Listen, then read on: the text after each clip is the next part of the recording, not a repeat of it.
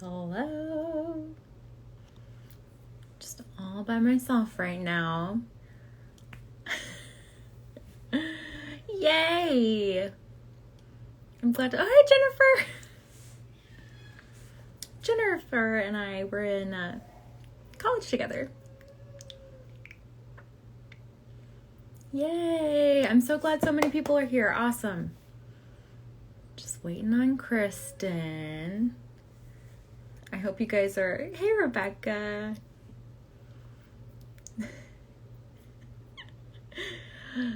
So, whenever Kristin gets here, we'll get started. Oh, I think. Okay, someone sent me a request. I don't think they meant to. I am not accepting that request. I thought it was Kristin. Okay. Oh, here. That's the one. Oh, no.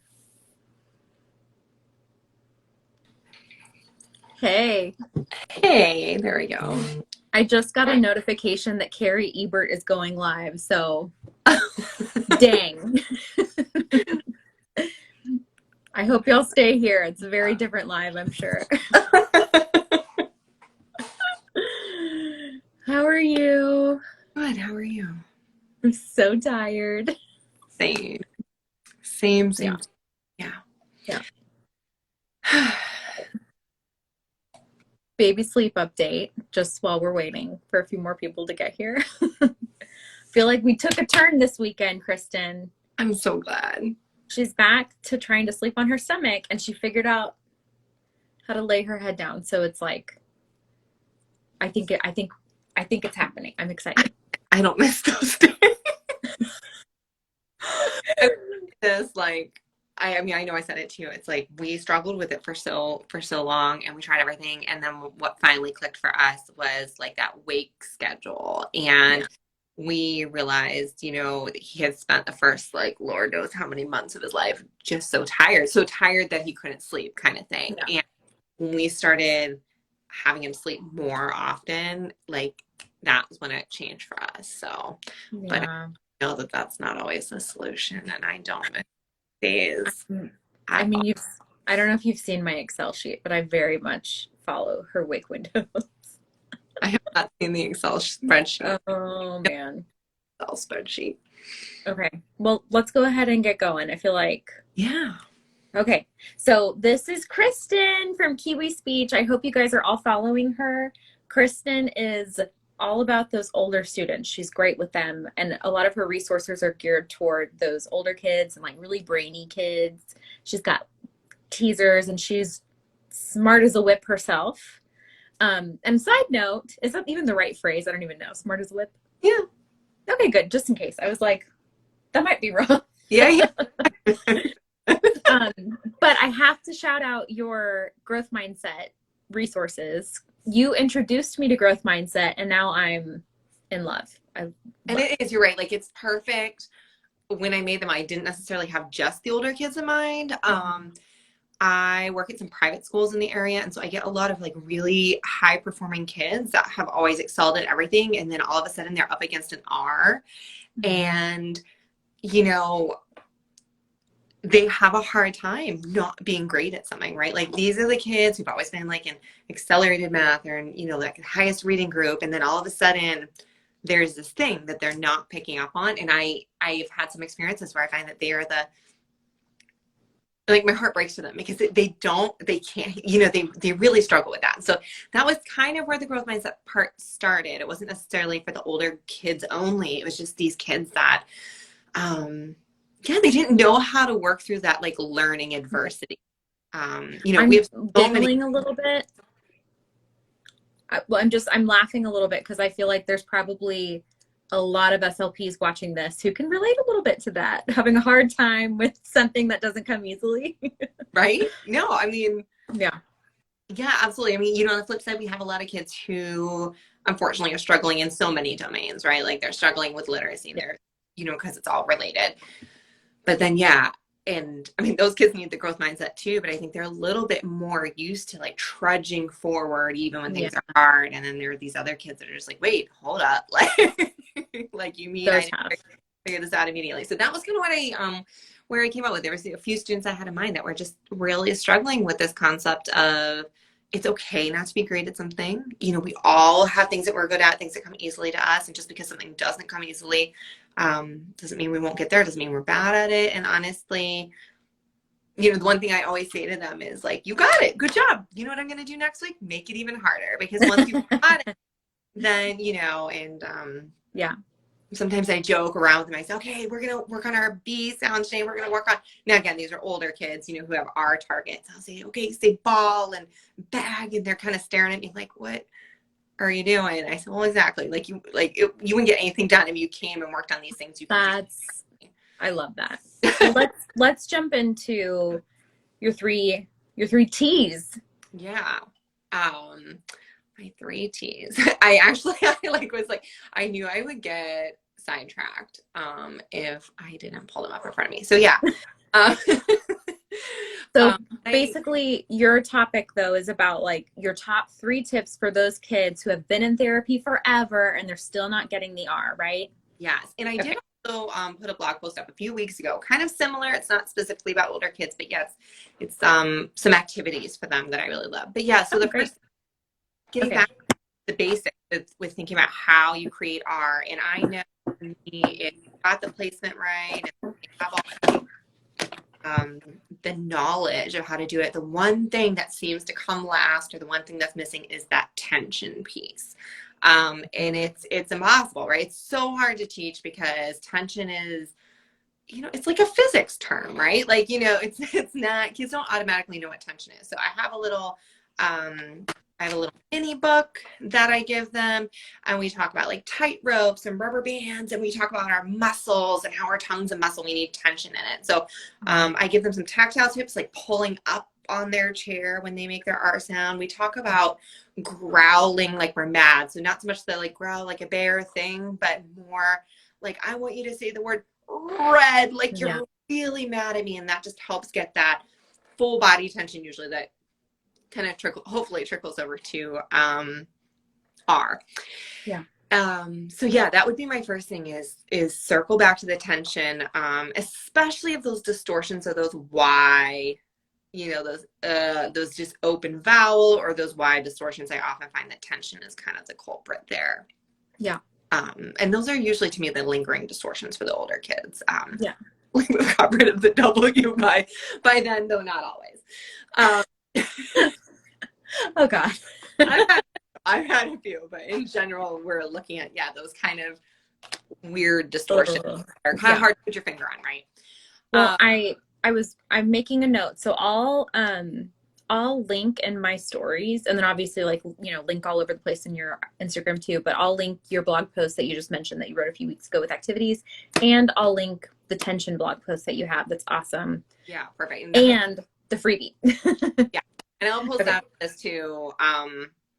I think I have an older post about it, and I'll throw the link up there. Perfect. Okay, awesome. And so then, my second thing too would be, you know, not forgetting that we don't develop all the R's at the same time. So those vocalic R's, you know, some kids are good at some and not others. So, you know, we all, I think as TPT creators, we do create a lot of mixed R resources, because sometimes there are just logistic constraints, and they're not bad, but just make sure that you're using them with intention. So if your student only needs to work on R and or, then don't spend, you know, can't do the math, but, you know, don't spend 15% of your time working on those, and then working on all these other ones that they have down.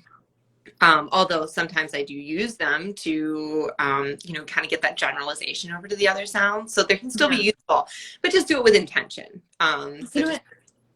Sorry. No. Didn't mean to interrupt you. I got a question the other day though, and I would love your opinion on it too. Somebody was asking about, you know, with vocalic R's, I mean, with all the different kinds of R that we work on, especially in American English, it gets really overwhelming. And so she was asking, like, how much time do you spend on one versus the other? Or you know, like, how do you balance that? Yeah. So I'm not sure if the question is like, so I actually have a little visual that I give the kids, and we usually spend one day on it. And it says kind of 8 types of R, and there's initial R, R blends, and then the 6 vocalic Rs.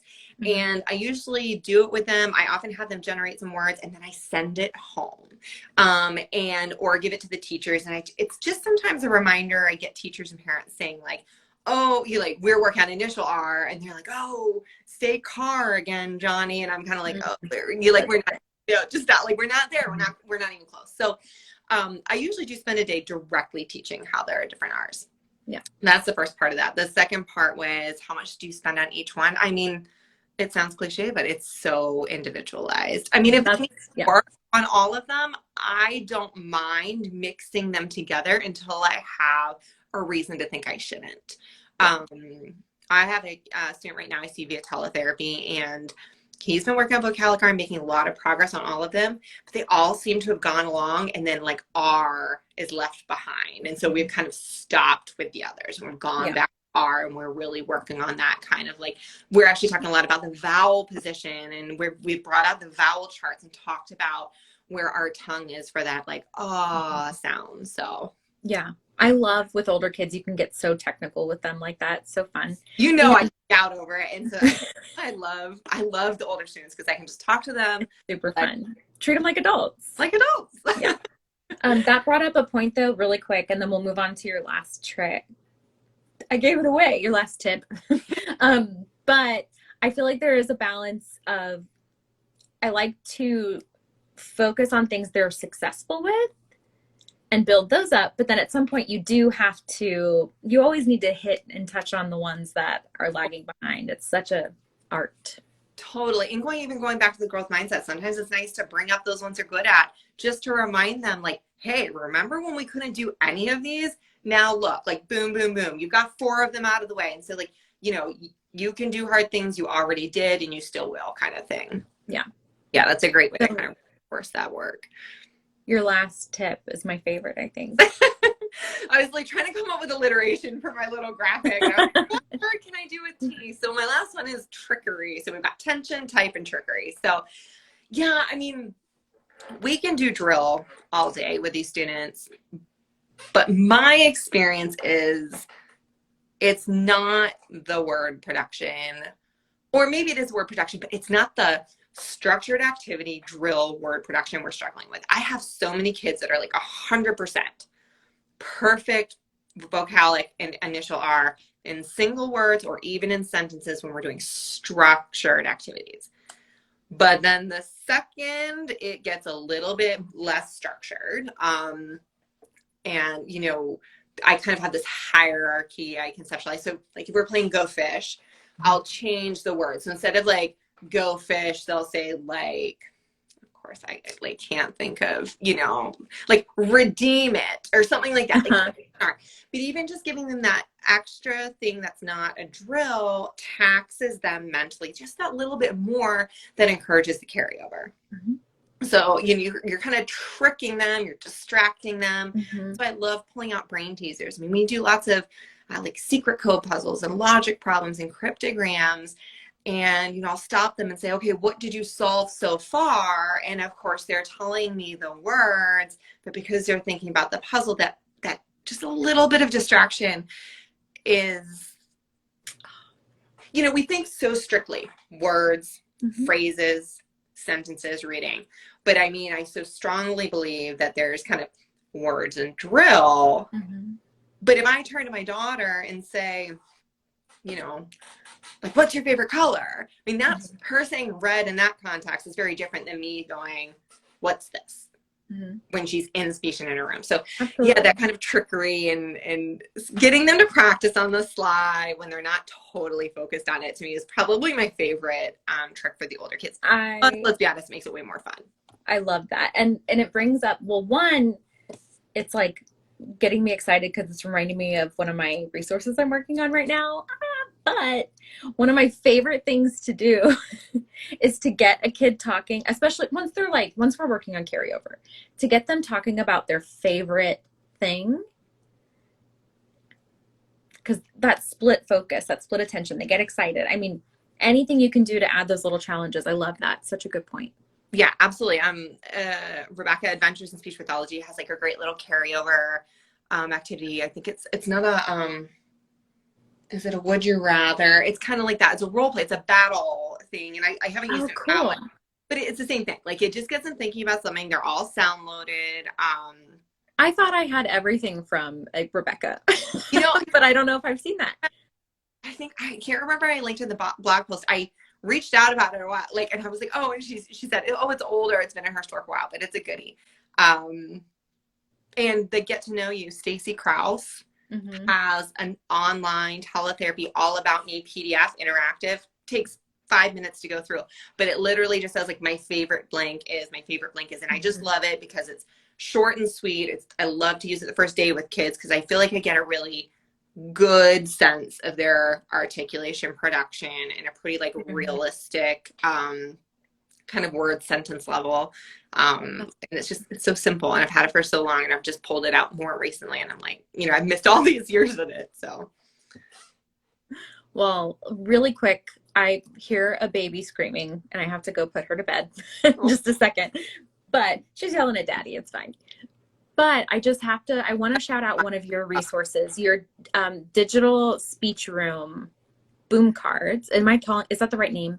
Yeah, I think I've named them everything under the sun, but yeah, they're like digital interactive speech rooms, speech games, and it's supposed to be, you have an awesome interactive speech one, but yours is like the beginning, like teaching it from like day one, moving up. And then this, I conceptualize this as being maybe a little after that. They've had some work with Oh, for art, sure.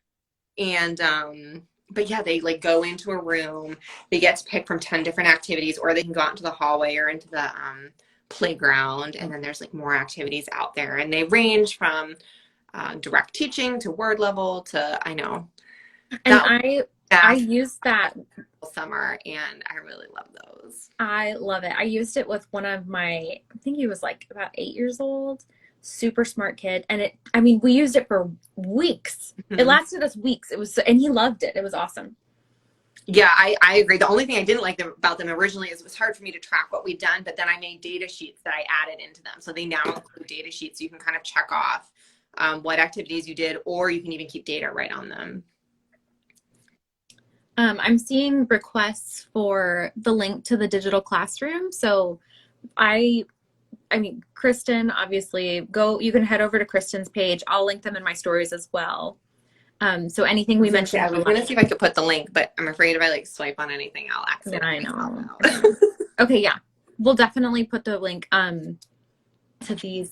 Yeah. Okay. I'll post some links to some of your favorite or my favorites of yours. Yeah, I will too. So yeah, I'll get on right after this and throw some links up. Okay, if you want them quickly, go to Kristin. I will take a minute. All right, so Kristin are marginally more self-sufficient than yours. A little bit. Depending on the day. She's 6 months old tomorrow. 6 months old tomorrow. I mean, I'm not you know how I am with little kids. Like You're like, okay. Well, I really should go. Thank you so much. Thanks, Ireland. Go follow Kristin at Kiwi Speech. She's wonderful. Thanks. Enjoy your baby. I'm gonna try. We'll see how much. They say you'll miss these days. Do you see that? I don't. I do not miss those days. Not one hour. You guys, I don't know if Kristin still has this in her Instagram bio, but for sure at one point it said mom-ish, and I thought that was really funny. I feel like it's probably still there because I honestly, it's very much like, yeah, it's there. I just checked. That's pretty funny. Okay. Thank you for joining me. I'm sorry I have to run. You guys, I love Kristin, and I really could talk to her for hours, but I gotta go. All right. Bye, girl. Thank you.